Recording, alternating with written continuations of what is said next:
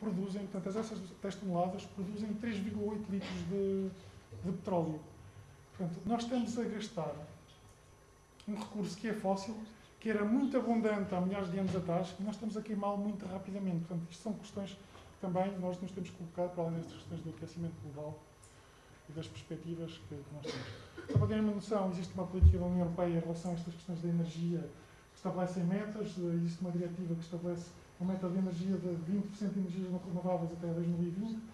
O Estado português, dentro desta, isto é para toda a União Europeia, o Estado português comprometeu-se em 31%. E depois existem uns critérios de sustentabilidade em relação aos biocombustíveis, porque, infelizmente, os biocombustíveis, muito dele está a ser utilizado cortando a floresta, que também não é uma solução muito boa. Isto são as perspectivas por tipo de energia, a energia que nós vamos utilizar até os próximos 30 anos. Como vêem, não há aqui uma grande evolução das energias renováveis. A energia hídrica mantém-se mais ou menos no que estava, a biomassa também, as outras renováveis também, não vão...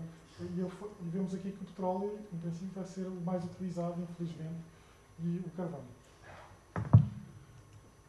As conclusões deste problema do aquecimento global e das soluções que nós propomos para o futuro podem-se reduzir, digamos assim. Nós podemos optar por deixar andar, portanto, deixar andar é deixar subir a temperatura a 4 graus centígrados ou mais até 2100. Portanto, estamos a colocar um problema sério para as próximas gerações. Podemos apostar nas energias renováveis de baixa potência e, como vocês viram, têm as suas limitações espaciais, limitações de produção de energia, como vimos no caso da energia eólica.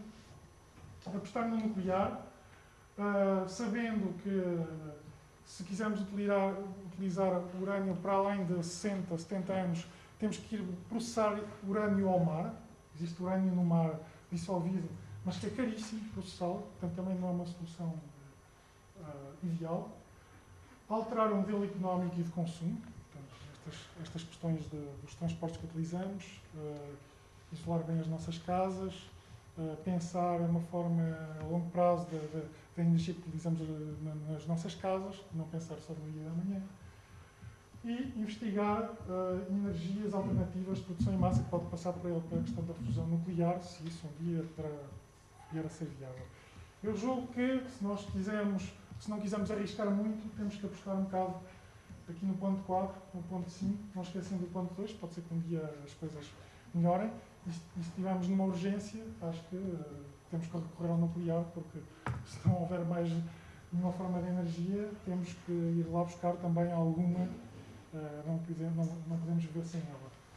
Mas o nuclear, eu não vou falar sobre isso aqui, mas o nuclear representa muitos problemas, para além daqueles que são falados, não tem a ver muito com a radioatividade ou com a segurança. As centrais nucleares são relativamente seguras, mas representam tem muitos outros problemas que normalmente não são falados abertamente, que representam grandes limitações e custos muito superiores àqueles que são anunciados nos planos de comunicação social.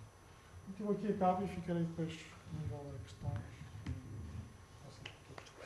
Obrigado.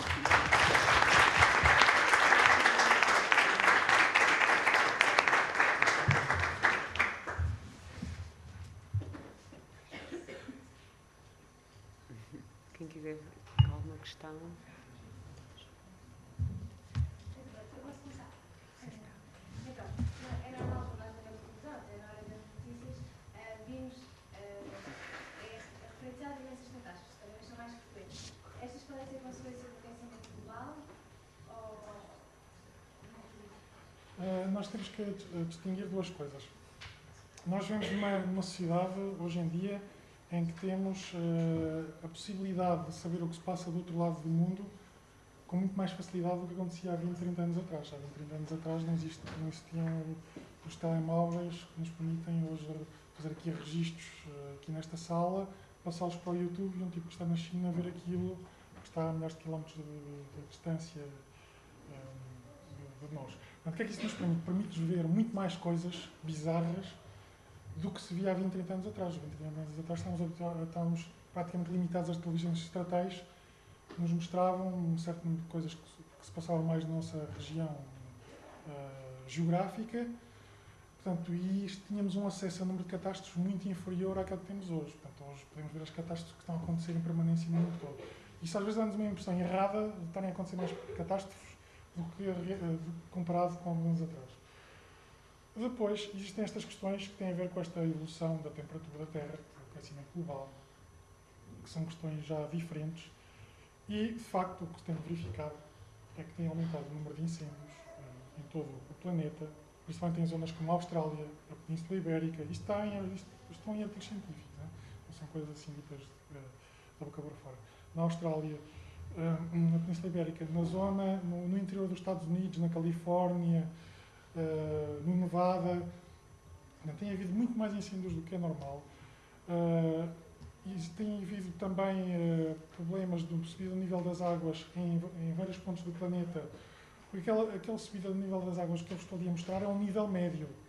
Portanto, aquilo que ali está é um nível médio, mas depois o nível do mar sobe de diferentes maneiras em pontos diferentes do planeta. Por exemplo, em certas zonas do Pacífico, o nível do mar tem estado a subir muito mais depressa do que, por exemplo, no Atlântico Norte. Nós, no Atlântico Norte, estamos a sentir menos esta subida de nível da água, menos do que aquilo que ali está. Portanto, é inferior àquilo que eu mostrei ali naquele gráfico. Mas no Pacífico existe, por exemplo, um país muito pequeno, que são só ilhas, que é o Vanuatu, eu julgo que tem um nome mais ou menos deste género. Portanto, são tudo ilhas muito pequenas, em que não existem grandes colinas, não existem grandes elevações, e como o nível do mar tentava subir muito mais rapidamente do que era normal, o que acontece é que sempre que há ali uma tempestade, e é nas tempestades é que a água vem só para a terra e afeta as pessoas, sempre que há uma tempestade, essas pessoas estão a ver a sua terra devastada. Portanto, e essas catástrofes, de facto, hoje em dia aparecem nas notícias, mas nós não temos a certeza absoluta se isso que está a acontecer, por exemplo, no Vanuatu é realmente relacionado com o aquecimento global, ou se não é, se é consequência direta ou não. Sabemos que a probabilidade daquelas coisas acontecerem é muito maior com o aquecimento global, mas não podemos dizer que aquele facto ali é devido a isso, como o que aconteceu agora na Madeira, aquelas chuvas brutais, porque sempre houve chuvas brutais, mas agora aquilo que os cientistas esperam é que isto aconteça com mais frequência na Madeira. Agora não sabemos se aquela catástrofe em si se deve a isto. Portanto, eu acho que é preciso ter sempre a cabeça fria. Isto é uma responsabilidade que pertence aos cientistas, mas também aos jornalistas, e perceber que hoje em dia nós temos muito mais meios de comunicação entre nós, que nos faz ver com muito maior rapidez as coisas mais bizarras que existem em toda a Terra. É preciso ter isso em conta, e é preciso ter em conta os problemas reais que têm uma solidez científica. Relativamente aos automóveis e ao resto dos veículos movidos com os derivados de petróleo, será que a investigação cada vez mais centra na energia elétrica, também complementar no hidrogênio? Será que há uma previsão para daqui a quanto tempo é que vamos depender, temos que depender, obviamente, da fonte de energia, não é? Quanto tempo demorará esse dia a chegar, não é? Portanto, as famílias, as pessoas hoje em dia cada vez mais têm que se questionar se compensa ou não comprar nomeadamente um veículo, não é? Porque poderão dentro de pouco tempo, não é? Pode ter um carro já com 20 ou 25 anos, daqui a 25 anos se calhar já não faz sentido eles terem esse carro nem tanto tempo, talvez vai ficar muito mais caro se calhar esse combustível, não é? Será que já há uma previsão para que daqui a quando também estão a depender exclusivamente? Depois também tinha outra questão, já é mais no pormenor, relativamente, por exemplo, às centrais termoelétricas. Como é que foi mencionado, que o vapor d'água contribui bastante para... Sim, ele tem um efeito positivo e negativo. Tem um efeito positivo e negativo. Portanto, quando vamos numa central termoelétrica, explicam-nos que, tanto que sai, que o vapor d'água que está nas turbinas, nas chaminés de arrefecimento, não tem efeitos colaterais negativos. Portanto, no fundo é o que se diz, são muito seguras e que, além disso, não têm efeitos nocivos para o ambiente. Será que isso é assim tão verdade ou, pelos vistos, não é? Que efeitos negativos é que tem? Não fiquei muito curiosidade. Ok, então eu vou começar por esse ponto.